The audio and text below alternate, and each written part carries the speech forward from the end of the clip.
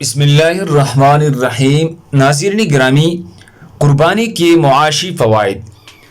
عید پر ایک اندازے کے مطابق 4 کروڑ روپے سے زیادہ کا مویشیوں کا کاروبار ہوا۔ نمبر 2، تقریباً 23 ارب روپے قصائیوں نے مزدوری کے طور پر کمائی۔ نمبر 3، 3 ارب روپے سے زائد رقم چارے کا کاروبار کرنے والوں نے کمائی۔ نمبر 4، گاڑیوں میں جانور لانے لے جانے والوں نے اربوں روپے کا روزگار حاصل کیا۔ نمبر 5، غریبوں کو مزدوری ملی، کسانوں کا چارہ فروخت ہوا اور دیہاتیوں کو مویشیوں کی اچھی قیمت ملی۔ نمبر 5، بعد ازاں غریبوں کو کھانے کے لیے مہنگا گوشت مفت میں ملا۔ نمبر 6، کالے کئی 100 ارب روپے میں فروخت ہوئی۔ چمڑا فیکٹریوں میں کام کرنے والوں کو مزید کام کے مواقع میسر آئے۔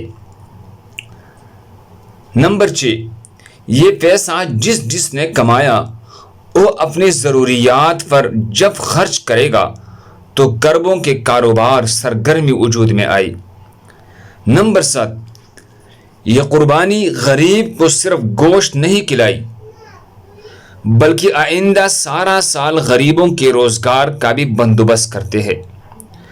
نمبر 8، دنیا کا کوئی ملک اربوں روپے کا ٹیکس لگا کر حاصل ہونے والا پیسہ غریبوں میں بانٹنا شروع کر دے تب بھی غریبوں اور ملک کو اتنا فائدہ نہیں ہو سکتا جتنا اللہ کی اس ایک حکم کو ماننے سے مسلمانوں کو فائدہ ہوتا ہے۔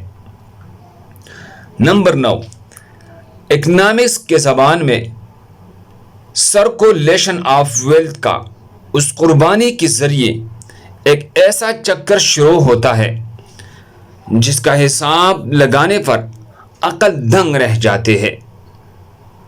تو یہ قربانی کے معاشی فوائد ہے۔